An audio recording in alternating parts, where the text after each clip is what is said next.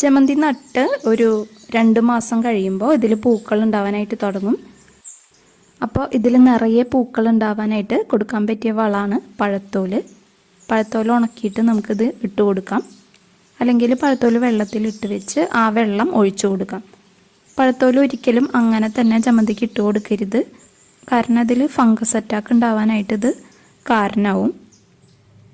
പിന്നെ ഫ്ലവറിങ്ങിന് വേണ്ടിയിട്ട് NPK, Epsom salt പോലുള്ള വളങ്ങളൊക്കെ നമുക്ക് ഇട്ട് കൊടുക്കാം. ജമന്തിക്ക് കൂടുതലും ലിക്വിഡ് ഫോമിൽ വളങ്ങൾ കൊടുക്കുന്നതാണ് നല്ലത്.